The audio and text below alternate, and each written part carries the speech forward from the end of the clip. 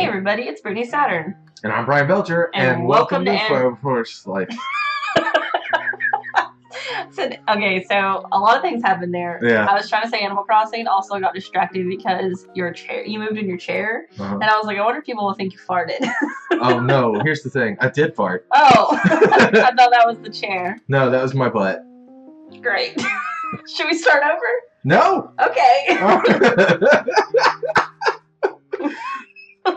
Are you on purpose trying to fuck me up with the intro? No, I just farted.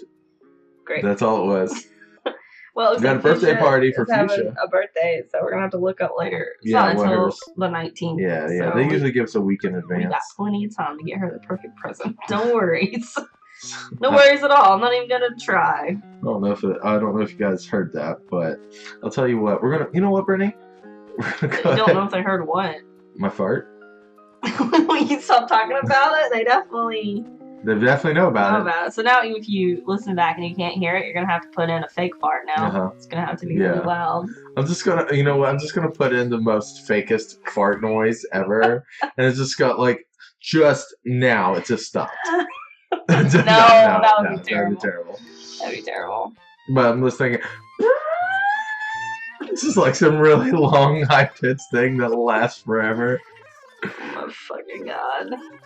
This is the fart episode. This is it. The fart episode. Farts! Well, Brittany, every day is a National Something Day. Is today National Fart Day? And I wish it was. That'd be some perfect comedic timing, right? I know, right? Well, no, today, Brittany, is National Encouragement Day. Same thing. Same thing, just farts. You just fart in their face. You're encouraged. That's exactly how it works. Hooray for everybody. Look, you're encouraging everyone. I know. Right now. Look at you. You're the mayor. Doing the work, doing it. Yeah. I just keep patting your arm. That's all I'm doing. I wish you'd stop. Oh, no. All right.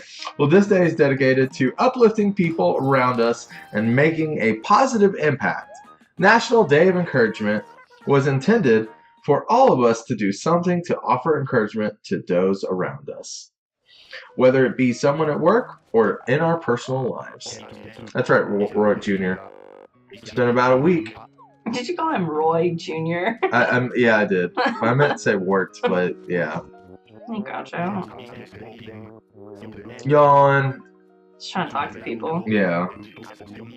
So, I'm going to encourage you all to leave a comment in the below. Oh shit. We're going to Groucho's house. Oh shit. I don't know if I've ever been at Groucho's house. I haven't been to Groucho's house. But yeah, let us know what you like about the show. Let us know what you don't like about the show. No, don't tell us that. I don't care what you It doesn't matter. We got tell us what you like about it. Because I'm not going to read it otherwise if you tell me something bad. We got like a month and a half until the show ends, so let's improve the show.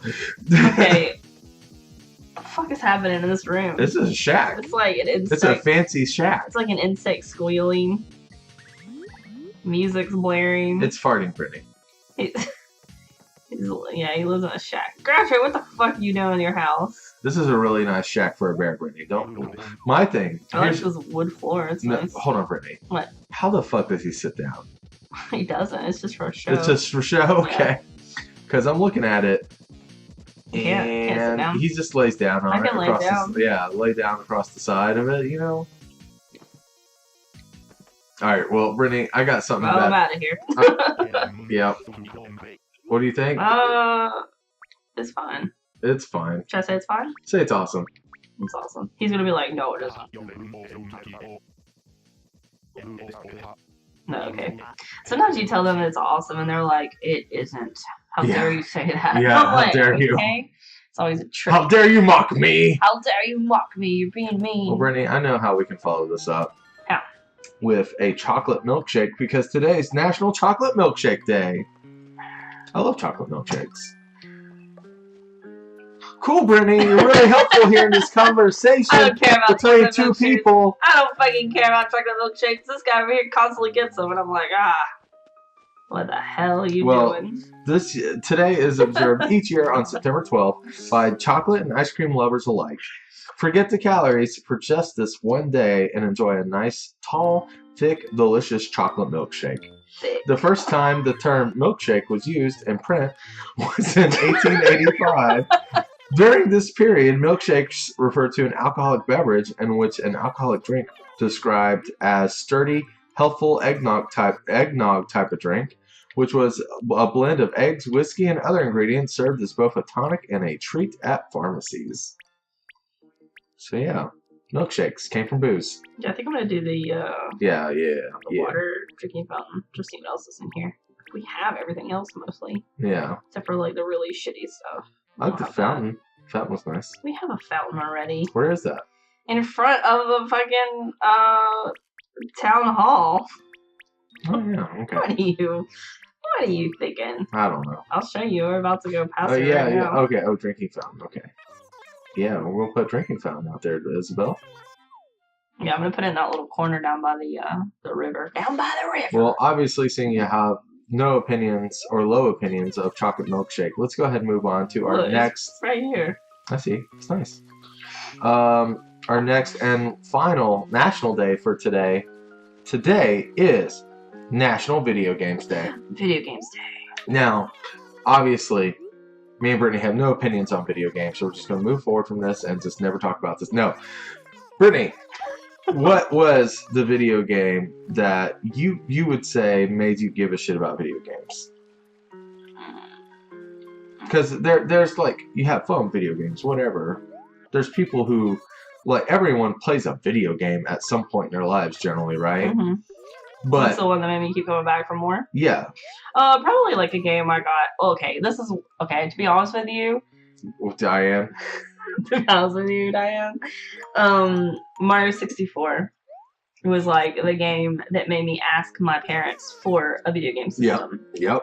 You Now, played that shit at a Toys R Us or something? No, I played it at a family friend's house. Okay. It was this like adult couple who has video games who I think my parents kind of looked down on at the time, but now I'm like, I'm an adult with video games, so whatever. Yeah. Anyway, they had it. They had kids, but the kids had already grown up. Yeah. And I played it at their house, and it was fucking awesome. It blew my mind.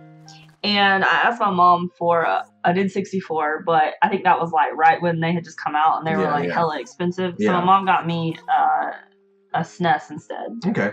And I played The Lion King because The Lion King was my favorite movie. So of course my mom got me The Lion King. Nice. And I played the shit out of that game, and it took me like many years. Mm-hmm. And I actually never finished it as a child. Yeah. I have finished it now as an adult. That was fun. That was a fun stream. And I'm still like, the last two stages are my weakest. Yeah. Because, you know, I didn't play those as a kid.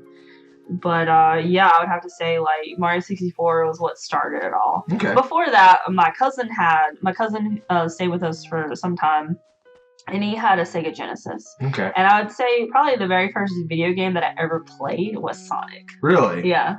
I did not know this. Yeah, I've told you this before. I don't remember you telling me that. Well, yeah, the very first video game I ever played was the first Sonic game. Okay. And I could only make it to Marble Zone. Yeah.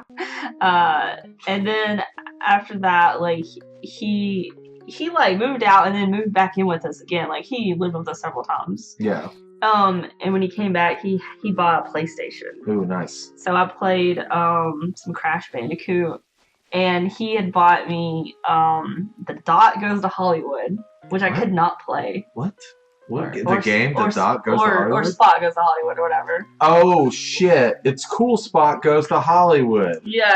I can't even remember that the game fucking was name. Such trash. Well, he bought me that because he was like, yeah, I got you this game. And I could not play it, and it was super hard. And honestly, my favorite thing to play was either, like, Twisted Metal, or he had, like, this bonus disc that had, like, demos of a bunch of games on it. Yeah. And actually, when I say I played Crash Bandicoot, I played Crash Bandicoot on the bonus disc. Yeah. So I only played like the second level. Yeah. And then I played this other like skateboarding game, but I have no idea what it's called. But we were all like in a race, and you were like skateboarding with other people. Okay.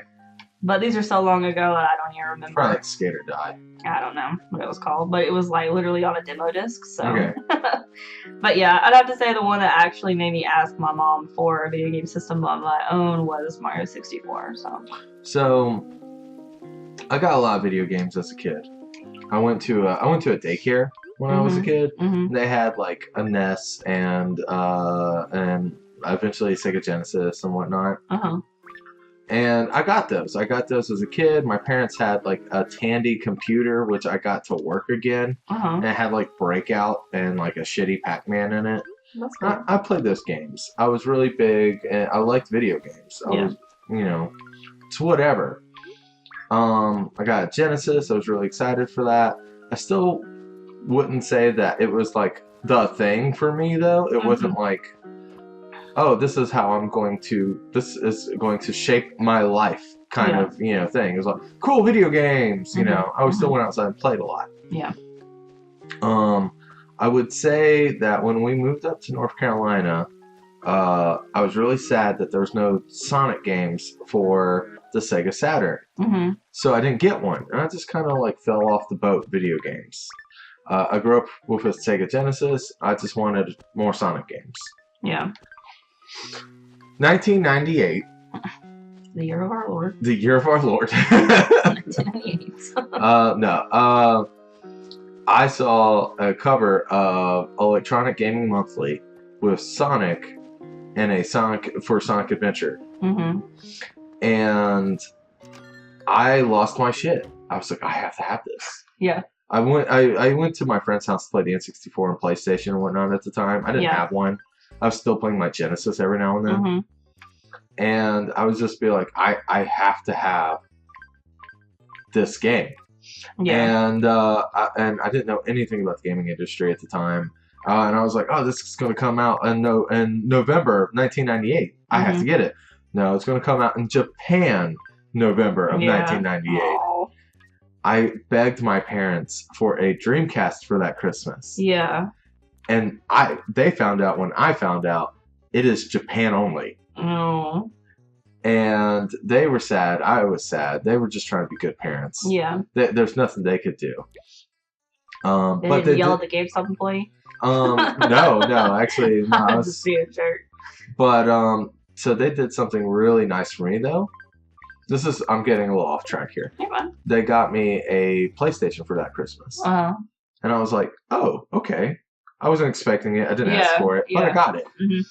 And let me tell you the games they got me for that Christmas, because this actually informed me quite a bit. They got me Metal Gear Solid. Uh-huh. They got me Parasite Eve. Uh-huh. They got me Mega Man 8. Uh-huh. And they got me Crash 3 Warped, which is still my favorite Crash Bandicoot. And then finally, they got me Lunar Silver Star Story Complete. Oh my god, yeah. Which is like 5 of my absolute favorite games. Yeah. I lost my shit, and it held me over until $9.99. I got me a Sega Dreamcast. And I played Sonic Adventure was when I thought about getting into games. So I was like, I'm going to be a programmer. I'm going to make video games. And like I just dreamed about all these things. Like I want to be in the video game industry. This is what I want to do. This is who I am now. Yeah. I was deciding those things, right? Yeah. And it was because of Sonic Adventure on the Dreamcast. Nice. Now, of course, none of those things happened. But it got you thinking about it. It got you interested in the industry. You know? I'm still here. Like, we're playing a video game right now. Yeah, our lives are still very much based around video games. Yeah. So that's kind of like, that was the game that did it for me. Gotcha. Okay, that's cool though. Yeah. So, and again, like at that point, that was also the end of my fanboyism. So I know this doesn't make any sense to you, but were you ever involved with like anybody on like the schoolyards arguing which system was better than the other? No. Okay, so that was a dumb thing boys did, I guess. And when I was at that age, it was Sega Genesis versus Super Nintendo. Yeah. Probably about your age, kids were arguing over PlayStation and N64. Probably, but I don't know, honestly. Yeah. Well, we did, and it was dumb, but when the Dreamcast died and Sega made games for everybody, that was the end of it for me. Gotcha. So it doesn't matter to me now. Yeah. Sega's on everything. Every system's the best system. Sega's on everything. So, I definitely grew up a Sega kid, and it was great. I finally got to enjoy Nintendo games. Because you didn't have like I didn't have that connotation. Yeah. I got a Game Boy Advance and I got Sonic Advance, and it was great. But I also got to play Mario for the first time in years. That's so weird. It is really weird. Like, I played Super Mario Sunshine before I played Super Mario 64. Yeah, that'll ruin 64 for you. Oh, it absolutely ruined 64 for me. Now I understand why you have such disdain for Mario 64. Yeah. I get it, because, like, I grew up playing Mario 64, so I'm very comfortable with the shitty controls of it, and I just know how to handle it. But if I play like another N64 game I didn't grow up with, I'm like, what the fuck is this game? And like none of my instincts of like today makes sense in a game that old, you know. Sonic Advance is exactly the same way. It has some bullshit controls. Yeah. And because it's the first Sonic game in 3D, and yeah, it's just one of those things. So if you went and played that, you'd probably be like, what the fuck is this? Yeah. But, yeah. Oh, Peaches. What's happening? Peaches is always coming to hang out with us. It's Bengal, actually. Oh, Peaches doesn't come over that often. Oh, okay. Never mind then. Yeah, it was Bengal that came over. Like, I get those two confused all the time. They're two totally different. I know, but Peaches and Bengal, So whenever I see Bengal, she's peached color. So I think Peaches. Is she? Kind of. She's got an orange, like orange tint. Maybe on that screen up there, but like on my computer, or look at my TV, it looks very different than that one up there.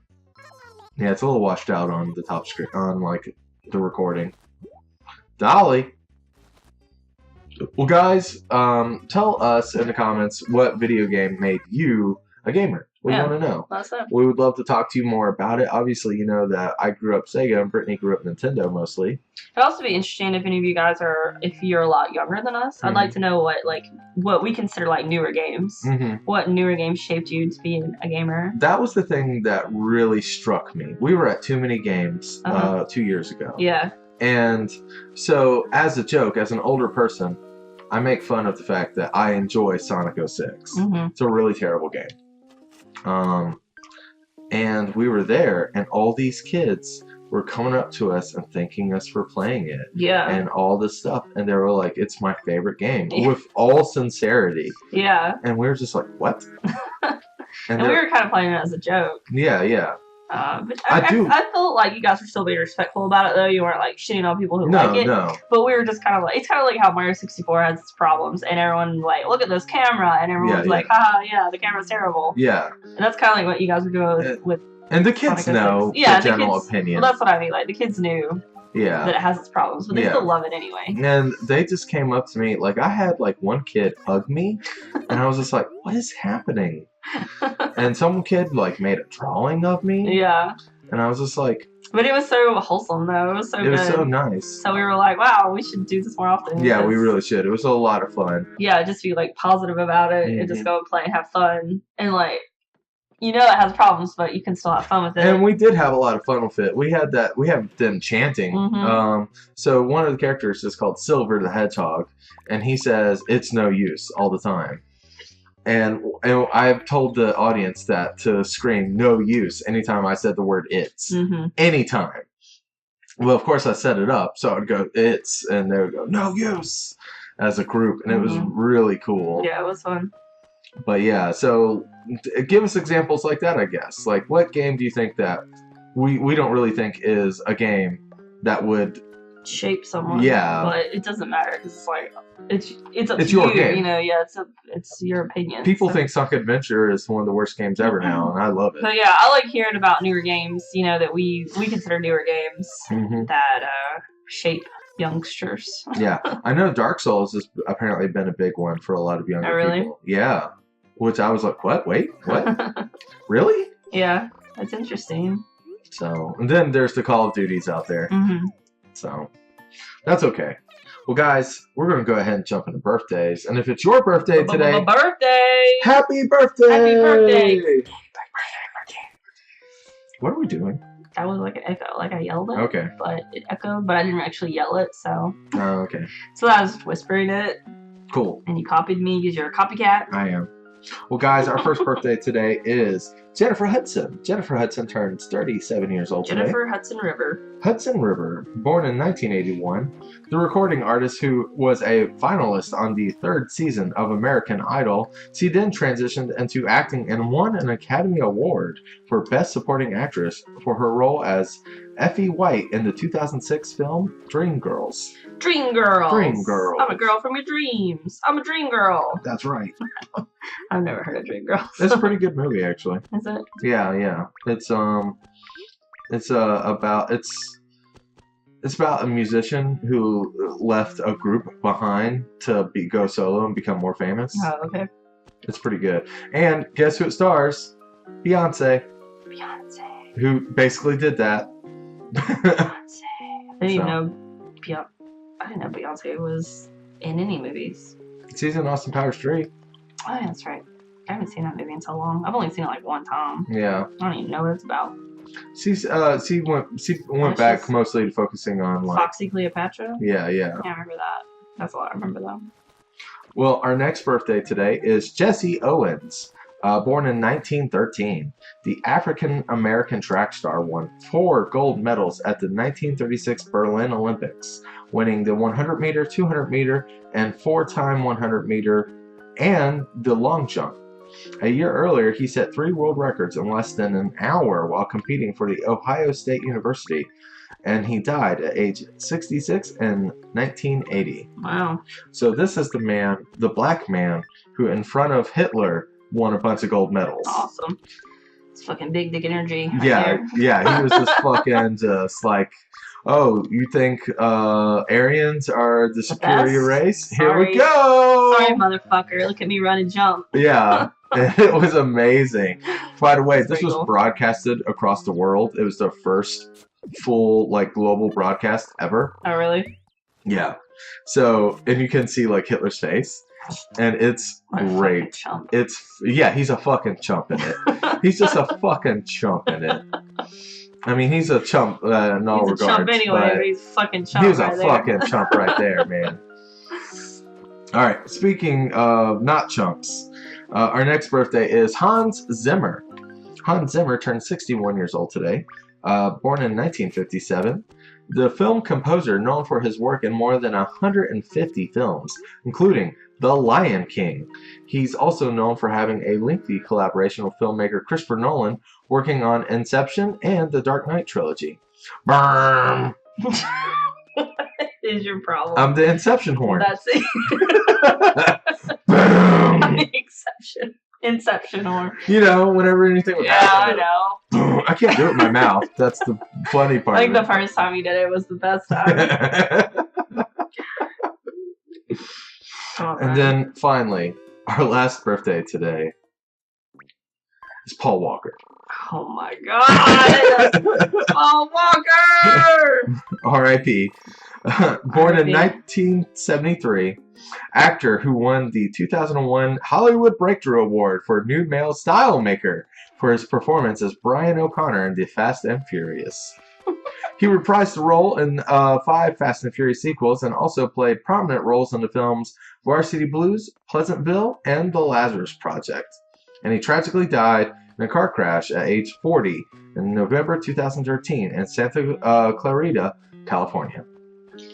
And Paul Walker! Fucking Paul Walker. So we both love and make fun of him all the time. We love the Fast and Furious franchise. Yeah. And I love them because they're dumb. They're dumb. We love dumb. And so while we also like make fun of Paul Walker all the time, we say R.I. Paul Walker all the time. Anytime someone's going fast, we just like, oh, you know, look at that Paul Walker drifting in heaven. What are you drifting talking in about? heaven. I don't say any of those things. So, anyways, yeah, all right, Paul Walker. We gotta put it out there. It's R.I.P. Paul Walker. No, the P in Paul is the P in R.I.P. Okay. We've been doing this for years, Brittany. I think I've been saying it wrong this whole time. I think it works better like when you write it down or something. All right, it's okay.